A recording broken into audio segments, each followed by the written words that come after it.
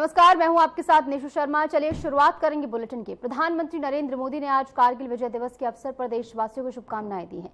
प्रधानमंत्री ने एक्स पर पोस्ट करते हुए मां भारती के वीर सपूतों को श्रद्धांजलि अर्पित की है। पीएम मोदी ने लिखा है कि अवसर हमें उन वीरों के अप्रतिम साहस और शौर्य का स्मरण कराता है जिन्होंने देश के आत्मसम्मान की रक्षा के लिए अपना जीवन समर्पित कर दिया। उन्होंने कहा कि मातृभूमि के लिए मर मिटने का उनका जज्बा हर पीढ़ी को प्रेरित करता रहेगा। प्रधानमंत्री ने पोस्ट के अंत में जय हिंद कहकर अमर शहीदों को नमन किया। तो आज कारगिल विजय दिवस के मौके पर प्रधानमंत्री नरेंद्र मोदी ने वीरों को नमन किया है और प्रधानमंत्री नरेंद्र मोदी की ओर से एक्स पर पोस्ट कर लिखा गया है कि मातृभूमि के लिए ये बलिदान जो है वो सदैव अमर रहेगा। तो वहीं कारगिल विजय दिवस पर राष्ट्रपति द्रौपदी मुर्मू ने वीर शहीदों को श्रद्धांजलि अर्पित करते हुए कहा कि यह दिवस हमारे जवानों की अदम्य साहस, वीरता और दृढ़ संकल्प का प्रतीक है। मातृभूमि की रक्षा में अपने प्राण न्यौछावर करने वाले सैनिकों का बलिदान देशवासियों को सदैव प्रेरणा देता रहेगा। और इसी के साथ राष्ट्रपति की ओर से विनम्र श्रद्धांजलि अर्पित की गई है उन वीरों को जिन्होंने कारगिल विजय दिवस में एक अहम योगदान दिया, सर्वोच्च बलिदान जिन्होंने इस युद्ध में दिया है। और ऐसे में राष्ट्रपति द्रौपदी मुर्मू की ओर से एक्स पर पोस्ट कर श्रद्धांजलि अर्पित की गई है। जो उनकी ओर से पोस्ट किया गया है वो भी हम आपको टेलीविजन स्क्रीन पर दिखा रहे हैं, जहां पर वीर शहीदों को नमन राष्ट्रपति द्रौपदी मुर्मू ने किया है। ऐसे में पूरा देश आज उन वीरों को नमन कर रहा है, विनम्र श्रद्धांजलि अर्पित कर रहा है जिन्होंने 1999 के कारगिल विजय दिवस में भारत को विजय दिलाई और भारत के अदम्य साहस के बारे में इस पूरे विश्व को बताया। केंद्रीय रक्षा मंत्री राजनाथ सिंह ने 1999 के कारगिल युद्ध में शहीद हुए जवानों को भावभीनी श्रद्धांजलि अर्पित की। उन्होंने वीर सैनिकों के अदम्य साहस, शौर्य और बलिदान को नमन करते हुए पुष्पांजलि अर्पित की। इस मौके पर सेना के शीर्ष अधिकारी, पूर्व सैनिक और आम नागरिक भी उपस्थित रहे।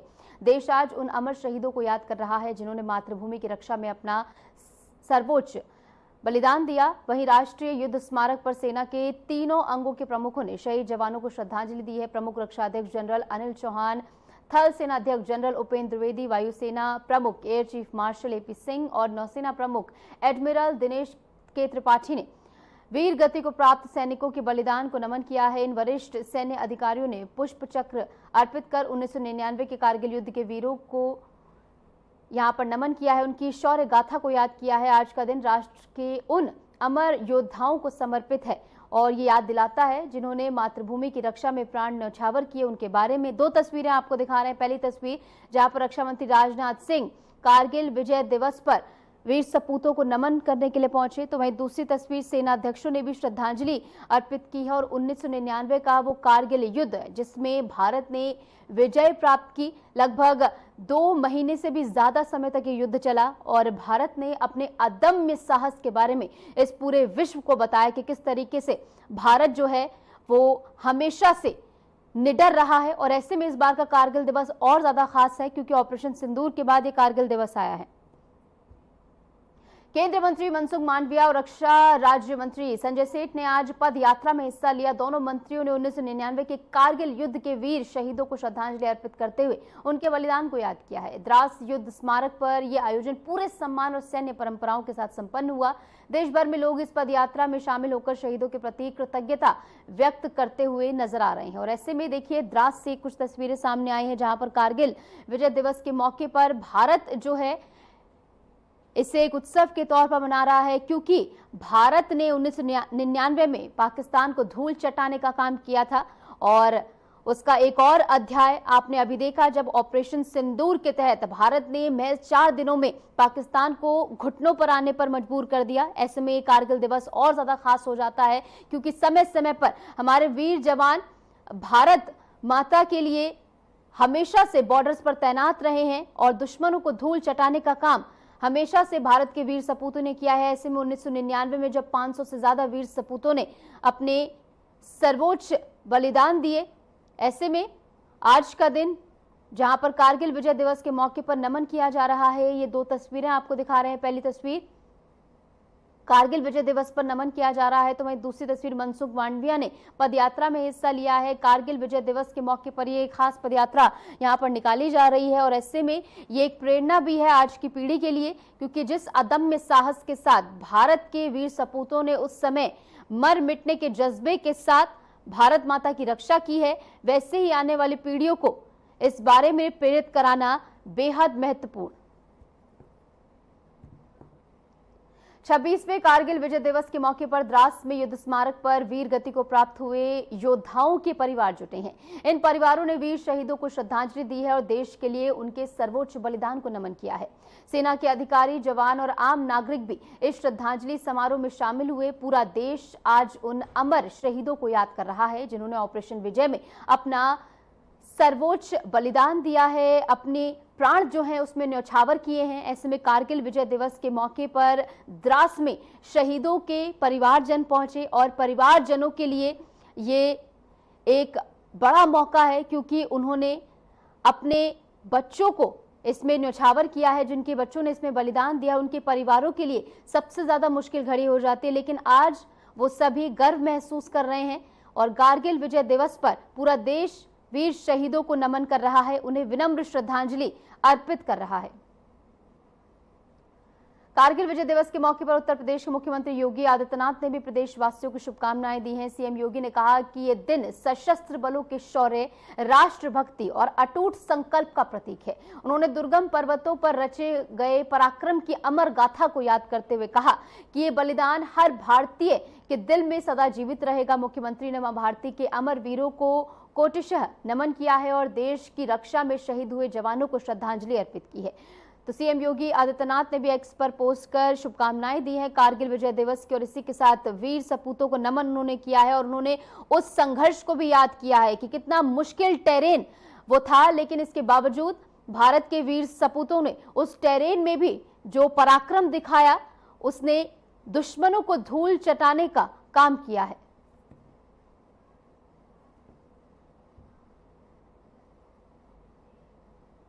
और इस बीच कारगिल विजय दिवस के मौके पर एक खास कार्यक्रम भी आयोजित किया गया है, जिसमें बतौर मुख्य अतिथि सीएम योगी आदित्यनाथ पहुंचे हैं। इस मौके पर क्या कुछ वो कह रहे हैं वो भी सुन बात।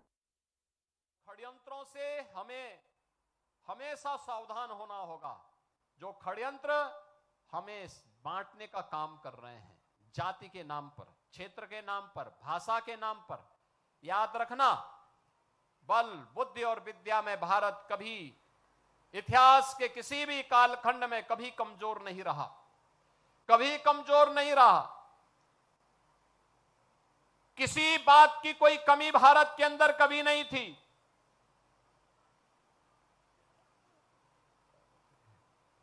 लेकिन जो लोग विकसित भारत नहीं चाहते, जो लोग समर्थ भारत नहीं चाहते,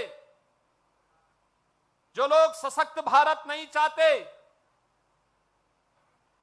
वे लोग भारत को जाति के नाम पर, क्षेत्र के नाम पर, भाषा के नाम पर, तमाम वादों के आधार पर बांट करके, सामाजिक ताने बाने को छिन्न भिन्न करके दुश्मन को प्रेरित और प्रोत्साहित करते हैं, दुश्मनों को प्रेरित और प्रोत्साहित करते हैं। उनकी सहानुभूति किसी गरीब के लिए नहीं है, उनकी सहानुभूति देश के लिए नहीं है, उनकी सहानुभूति उन लोगों के प्रति होती है जो घुसपैठिए के रूप में भारत के नागरिकों के हक पर डकैती डालने का काम कर रहे हैं। ये दृश्य आज देख रहे होंगे, ये दृश्य आज भी आप देख रहे होंगे। भारत के नागरिक को मताधिकार, संविधान प्रदत्त यह अधिकार प्राप्त हो, यह उनकी चिंता नहीं, लेकिन एक घुसपैठिए को प्राप्त हो, यह उनकी चिंता है। और ये वही लोग हैं जब सत्ता में आते हैं परिवारवाद चलाते हैं और जातिवाद का सहारा लेकर के सामाजिक ताने बाने को छिन्न भिन्न करने का काम भी करते हैं। याद रखना, इतिहास के किसी भी कालखंड में जब भी हम इस प्रकार की प्रवृत्ति के तत्वों के चंगुल में फंसे, भारत को इसकी बड़ी कीमत चुकानी पड़ी है, बड़ी कीमत चुकानी पड़ी है। क्यों विदेशी हमलावर भारत पर हावी होते गए? ऐसा नहीं कि हमारे पास योद्धाओं की कमी रही हो, हमारे पास बल या बुद्धि या वैभव की कमी किसी स्तर पर रही हो।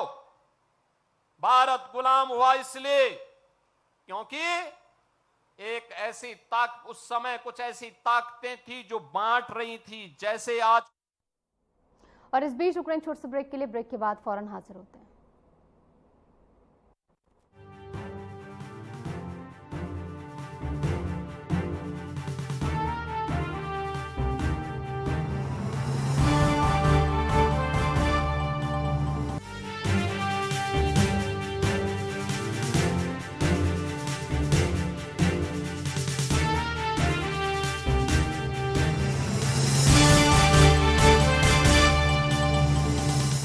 यशस्वी प्रधानमंत्री नरेंद्र मोदी जी के संकल्प सबका साथ सबका विकास को माननीय मुख्यमंत्री योगी आदित्यनाथ जी ने सामाजिक एकता एवं समरसता के उच्चतम मानदंडों के साथ बनाया है यूपी सरकार का मूल मंत्र। परिणाम स्वरूप 2017 के बाद उत्तर प्रदेश में सभी को मिले बिना किसी भेदभाव के रोजगार के समान अवसर एवं योजनाओं के लाभ।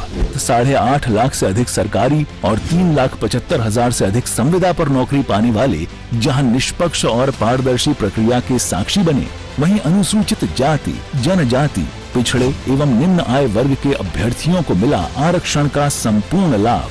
प्रधानमंत्री गरीब कल्याण अन्न योजना, प्रधानमंत्री आवास योजना और जल जीवन मिशन से लेकर मुख्यमंत्री युवा स्वरोजगार और एक जनपद एक उत्पाद जैसी विभिन्न योजनाएं यूपी में अंत्योदय से सर्वोदय का सपना कर रही हैं साकार। काम दमदार, डबल इंजन सरकार।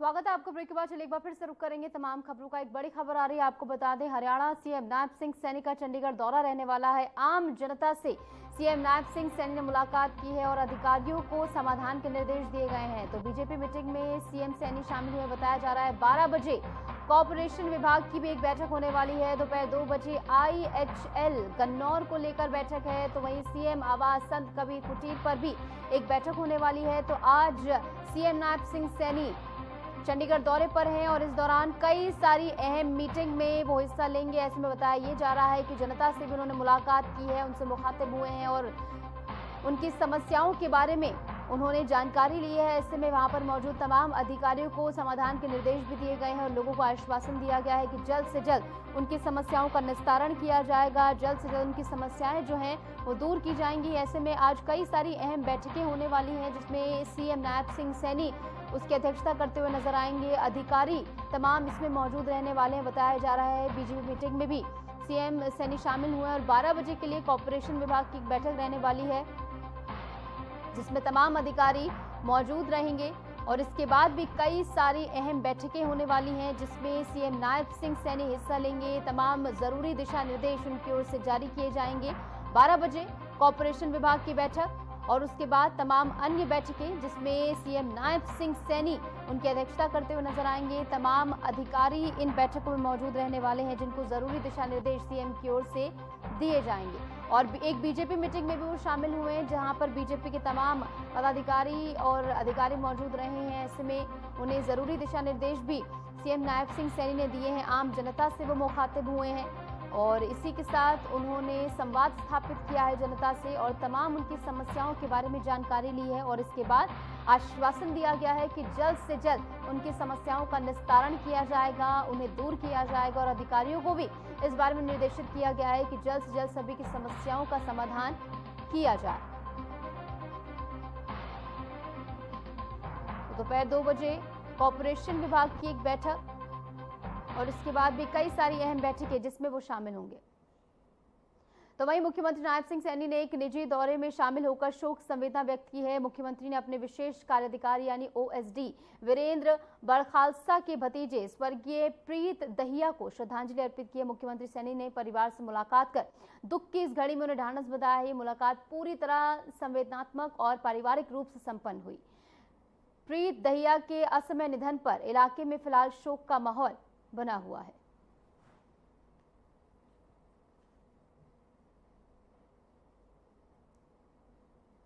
तो सीएम सैनी ने यहां पर श्रद्धांजलि अर्पित की है। बताया ये जा रहा है कि ओएसडी के भतीजे को यहां पर नमन किया गया है। असमय निधन के चलते पूरे इलाके में फिलहाल शोक की लहर है। और इस बीच हरियाणा से एक बड़ी खबर आ रही है। आपको बता दें, हाईकोर्ट से सीईटी को राहत मिल गई है। सभी को एग्जाम का मौका मिलेगा। एचएसएससी पर हाईकोर्ट अब सख्त होता हुआ नजर आ रहा है। गलती होने पर भविष्य नहीं रुकेगा, ये बात कही गई है। और एचएसएससी की गलती भी यहां पर उजागर हुई है। ऐसे में कोर्ट की ओर से बड़ा फैसला, जहां पर राहत भी मिली है और एचएसएससी पर जो है कोर्ट अब सख्त होता हुआ यहां पर नजर आ रहा है।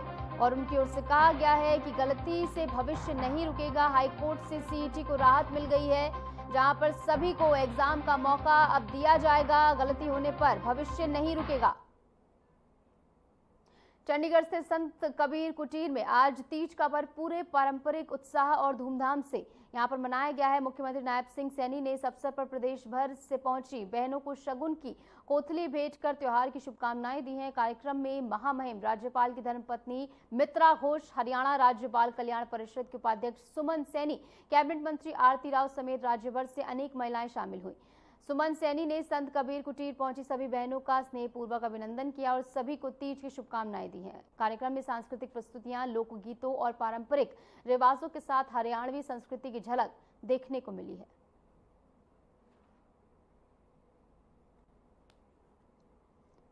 तो तीज पर सुमन सैनी का अभिनंदन यहां पर देखने को मिला है और तीज पर महिलाओं के साथ यहां पर वो मनाती हुई नजर आई हैं। कई सारी महिलाएं इसमें हिस्सा लेने के लिए पहुंची।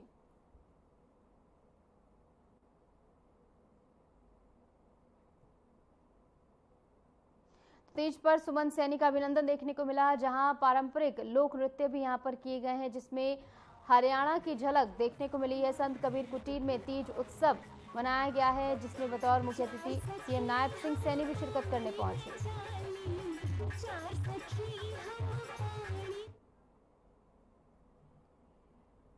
तो वहीं बिहार के पत्रकारों के लिए एक राहत भरी खबर सामने आई है। मुख्यमंत्री नीतीश कुमार ने पत्रकारों की पेंशन में बड़ा इजाफा करने का ऐलान कर दिया है।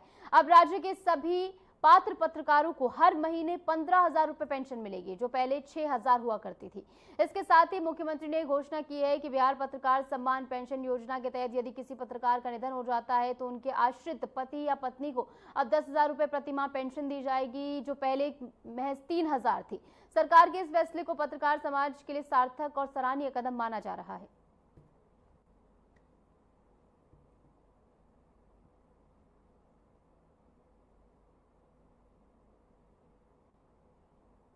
और इस बीच रुकना एक और छोटे से ब्रेक के लिए। ब्रेक के बाद फौरन हाजिर होते हैं।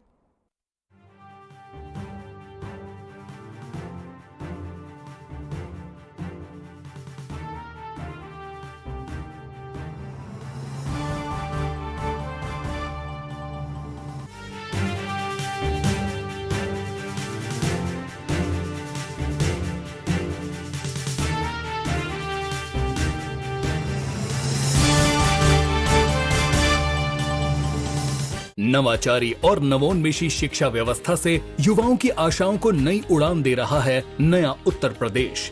ग्रामीण परिवेश हो या फिर नगरीय क्षेत्र, गुणवत्ता युक्त शिक्षा बनी है नए उत्तर प्रदेश की पहचान। स्कूल चलो अभियान और शारदा प्रोग्राम जैसे अभिनव प्रयासों से ड्रॉप आउट दर में आई है उल्लेखनीय गिरावट। ऑपरेशन कायाकल्प और टैबलेट वितरण जैसे कदमों से डिजिटल शिक्षा को मिले हैं नए आयाम। बेसिक शिक्षा से हायर एजुकेशन तक शिक्षा में उठाए गए अभूतपूर्व कदमों से हुआ है एजुकेशन का ट्रांसफॉर्मेशन। अंत्योदय और बिना किसी भेदभाव के सबको समान शिक्षा का अधिकार बना है युवाओं के उज्जवल भविष्य का आधार। वर्ष 2017 के बाद डबल इंजन सरकार के अभिनव प्रयासों ने नए उत्तर प्रदेश की शिक्षा व्यवस्था में किया है युगांतकारी ट्रांसफॉर्मेशन। समान शिक्षा का अधिकार, डबल इंजन सरकार।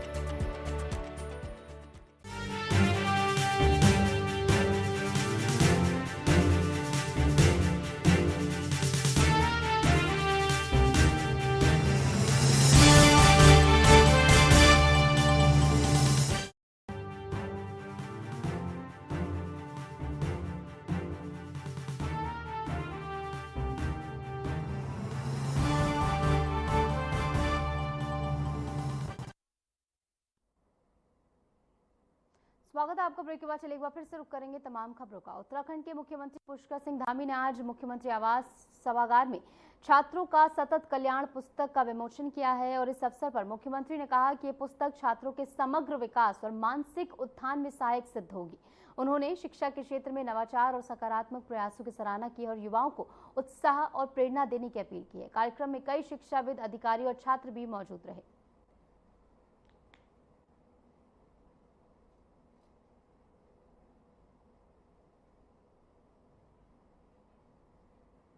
भारतीय रिजर्व बैंक यानी कि आरबीआई के केंद्र निदेशक मंडल में आर्थिक मामलों की सचिव अनुराधा ठाकुर नई जिम्मेदारी के साथ आपको नजर आएंगी। उनकी नई जिम्मेदारी सौंपी गई है। अनुराधा ठाकुर अब आरबीआई केंद्रीय बोर्ड की नई निदेशक होंगी। वे इस पद पर अजय सेठ की जगह लेंगे और वित्त मंत्रालय ने उनकी इस नियुक्ति को मंजूरी भी दे दी है। अनुराधा ठाकुर की नियुक्ति को लेकर शासन और वित्तीय हलकों में इसे एक महत्वपूर्ण बदलाव माना जा रहा है और अनुराधा ठाकुर को नई जिम्मेदारी यहां पर सौंपी गई है और ऐसे में नई जिम्मेदारियों का निर्वहन करती हुई अब वो नजर आएंगी।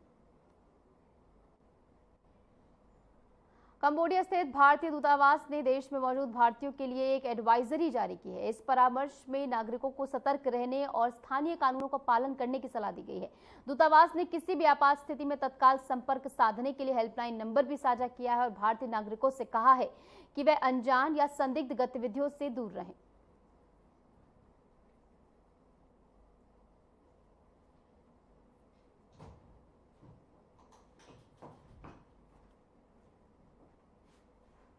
छत्तीसगढ़ के सुकमा जिले से नक्सल विरोधी अभियान की बड़ी सफलता सामने आई है, जहां पर जगरगुंडा एरिया कमेटी से जुड़े 4 नक्सलियों को सुरक्षा बलों ने गिरफ्तार किया है। ये सभी सुरक्षा बल के कैंप को नुकसान पहुंचाने के उद्देश्य से आईईडी लगाने की साजिश में शामिल थे, बताया गया है। कार्रवाई के दौरान एक टिफिन बम भी बरामद किया गया है। गिरफ्तार नक्सलियों से पूछताछ के बाद उन्हें न्यायालय में पेश किया गया, जहां से सभी को फिलहाल जेल भेज दिया गया है और आगे की कार्रवाई जारी है।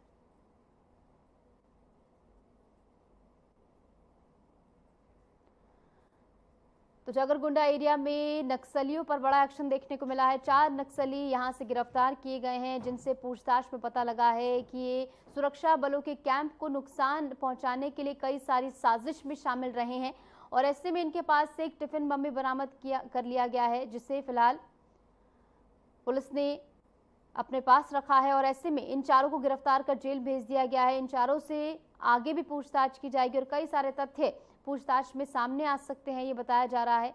और फिलहाल नक्सलियों पर लगातार एक्शन जारी है सुरक्षा बलों का, जहां पर सुरक्षा बल लगातार अपनी तत्परता के साथ नक्सलियों के हर एक मंसूबे को यहां पर निष्क्रिय करते हुए नजर आ रहे हैं, मिट्टी मिलाते हुए नजर आ रहे हैं और लगातार नक्सल प्रभावित इलाकों में सुरक्षा बल एक्टिव हैं और जल्द से जल्द उन्हें नक्सल मुक्त कराने का प्रयास सुरक्षा बलों की ओर से किया जा रहा है। ऐसे में एक बड़ी सफलता के तौर पर भी इसे देखा जा रहा है, जहां पर 4 नक्सली गिरफ्तार किए गए हैं और इनसे पूछताछ में, जैसा कि हमने आपको बताया, कई सारी बातें सामने आई हैं कि सुरक्षा बलों के कैंप को नुकसान पहुंचाने के लिए कई सारी साजिशों में ये शामिल रहे हैं। और फिलहाल के लिए हमारे इस खास बुलेटिन में इतना ही। नमस्कार।